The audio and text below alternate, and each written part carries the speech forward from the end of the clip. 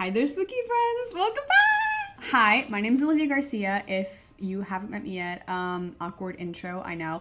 But I did a series back in October called The 13 Nights of Fright. And you guys really seem to like it. So why not bring it back? I hope you like it. If you do, comment down below what you want to see me do next. If you have any cool like spooky story type things, I don't know, I can't speak English. But if you have any cool like ideas, please drop them in the comments below. But I have my notes for this. I did all the research for this video. You already know what this video is about. I haven't even talked about it yet, but it's in the title. Today we're talking about The Conjuring 3 and the story behind it because, well, we all know that they like to fabricate quite a bit of the actual story because the Conjuring movies are based on the stories of Ed and Lorraine Warren, but some of the story gets fabricated and mixed up, so you don't really know what's truth and what's not truth. That was not English again, sorry. So I did the research for you with my shitty handwriting. As you can see, you can't see, but it's really bad. So without further ado, let's get into the video. Also, if you haven't seen the movie yet, there's probably going to be some spoilers. So if you haven't seen the movie and you want to wait to get spoiled, then watch the movie and then come back to this video. If that makes sense, great. My thought process, ADHD doesn't really work. So, yeah. Okay, so let's get started.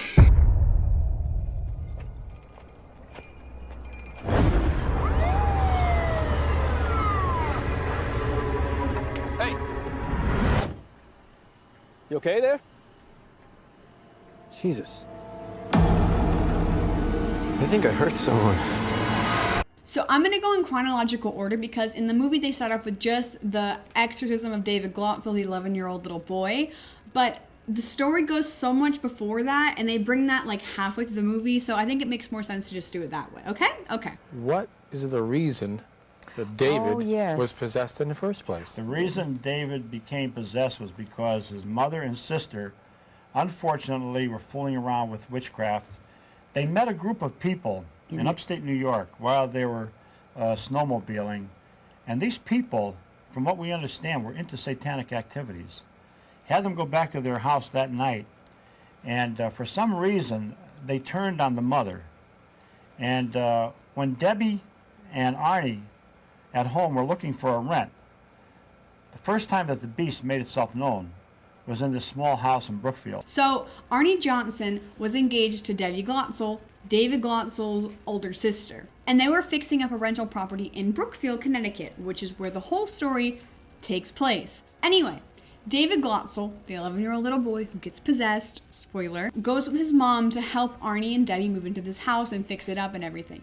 And while he's there, they discover there's a huge like waterbed in one of the rooms that someone had left there. And being an 11-year-old little boy, he goes and starts playing with the bed. And while he's playing on the bed, this creepy old man appears out of nowhere and tells him that he's gonna hurt his whole entire family if they move in and to get out of the house. So David gets really freaked out by this and runs to his mom and tells her what happened, but no one really believes him, and they're just like, oh, you're making it up, it's fine, just go chill. Later that night, David had really horrible night terrors and woke up in the middle of the night to the old man standing over him, but instead of like looking normal like he had before, he had animal-like features, he looked like he had been burned alive, had jagged teeth, and his feet were now hooked. David said that something pushed him onto the bed, and he could see an old man. This is how he explained it. He explained that this man was standing there.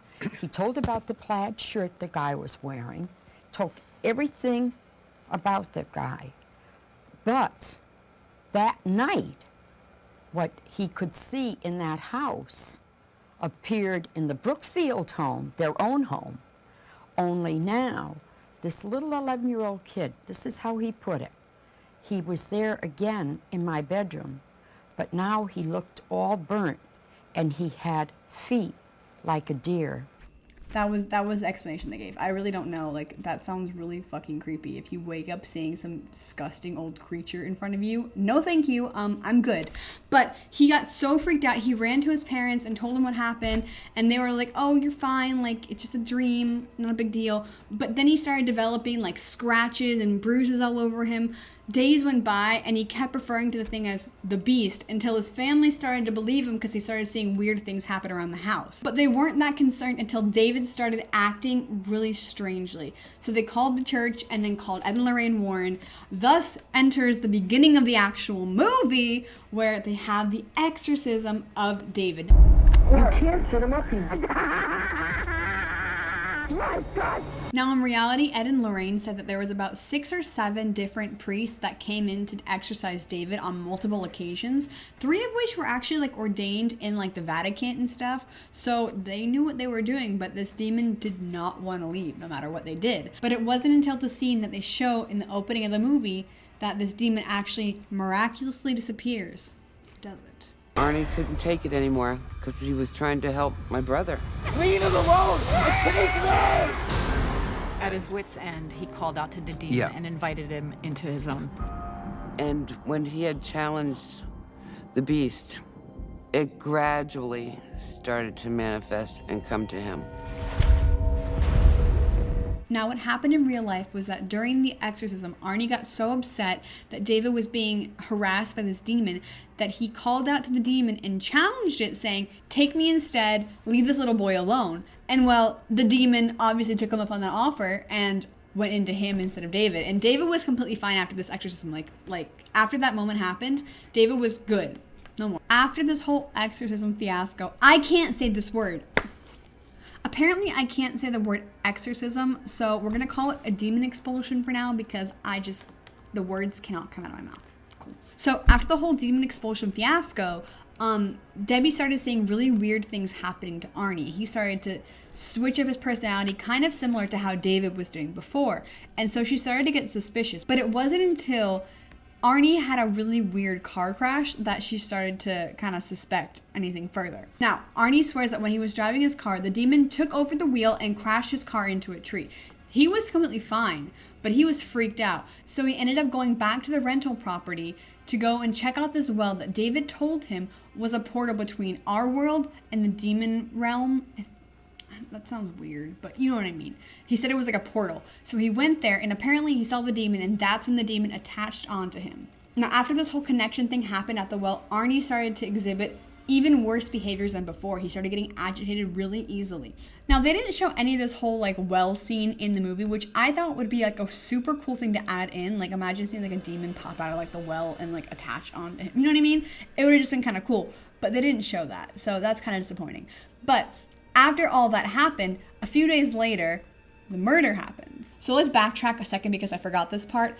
Arne and Debbie never moved into the rental property because of the whole possession fiasco thing that happened with David, and they were kind of freaked out a little bit, so they didn't move in there. So they ended up moving into Alan Bono's spare apartment above the kennel where Debbie worked. Alan Bono was their landlord and also Debbie's boss. So that makes sense? Good, great. Back to the story. So after the whole like demon well Arne mutation situation happened, a couple days later, Arne was chilling at his apartment with Debbie and his two sisters and his 9-year-old little cousin when Alan Bono came over and took them all out for lunch. But when they got back to the apartment, Alan was really drunk and got in an altercation with Arne, ended up grabbing the 9-year-old cousin. Arne got mad, and the demon supposedly switched into Arnie's brain, I guess. I don't know. The switch went on and demon mode was activated, okay? He took out his pocket knife, stabbed Alan Bono like 20-something times, and then got up, walked away like 2 miles, blank stare, like they show in the movie, was found by the cops, had no recollection of anything. Like, he was just covered in blood, walking like a zombie, like looking crazy through the woods. He claims that he doesn't remember anything that happened. Ed and Lorraine Warren actually kind of like suspected something was going to happen. So a couple of days prior, Lorraine called the police and said, "Hey, keep a lookout for Arne Johnson because something might happen to him because he's possessed by a demon." We knew it was inevitable that there was going to be a tragedy. We knew it. We even notified the police. Because of the violence And Lorraine did notify the police chief. What did they have to say about it? Well, there was nothing we could do in advance. In other words, before the fact, there's nothing. Before the fact, Right. there was nothing they could do except watch and go to the calls whenever they would happen at the home. Arne inevitably got sent to trial because, well, he killed his landlord, and Lorraine Warren were there to support him the whole way through because they knew it was a demonic entity that possessed him, but no one else believed them. Now, this was actually the first case to ever hit a United States courtroom as possessed by the devil type scenario because, well, in the court, you have to swear on the Bible and tell the whole truth, nothing but the truth, so help you God. So if they believe in God, they shouldn't believe in the devil. The court accepts the existence of God every time a witness swears to tell the truth. I think it's about time they accept the existence of the devil. End result being the plea of the devil made me do it fell through. The defense ended up using like a self-defense thing because, well, Bono had grabbed his cousin and he was trying to save his cousin because the guy was intoxicated at the same time. Arne only ended up serving 5 years in prison. He married Debbie while he was there, but after he got out, he had a normal life. Yeah. The rest of the stuff that happens in the movie didn't really happen in real life with the whole like witch and like the whole demon summoning deal with the weird thing that was like stuck under the floorboard. You know what I mean? If you've seen the movie, you understand. So that all didn't happen. That was just fabrication from the movie. I thought it happened and I was so like, oh my god, this is insane. Like they found like a weird witch's totem thing, like all that. No, it didn't happen in real life. Didn't happen in real life. It's fine. I wasn't a little bit salty after I found that out, but it's fine. Something cool that I actually found out, you know how like every Ed and Lorraine case, they take like some object that was like possessed or whatever from the case to have in their little like weird museum of horror type deal. Well, this case, there was actually like a dinosaur. I love dinosaurs like so much. So, but they had this like green T-Rex. I'll put a picture of it. This dinosaur during one of the exorcisms, still can't say the word, came to life and said, "You're all gonna die," which is kind of creepy. So that's what they have in their little museum of horrors.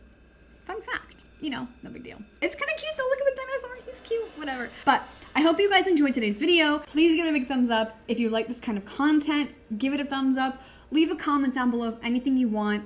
If you want to see more spooky videos, please leave it in the comments below. Like if there's any spooky stories or whatever scary things, I don't care. Anything you want me to cover, any video ideas you have for me, please leave it down below because I want to help and make videos that you like, okay? Okay. But that's all I got for you guys today. If you like me and my content, please subscribe. Subscribe. I don't know what I'm doing. I'm recording in the garage and it is so hot in here. I have no fan. I have opened the freezer so that the air from the freezer is hitting me in the face because I'm sweating. Okay. I hope you guys enjoyed today's video and I will see you real soon. Peace out. Bye!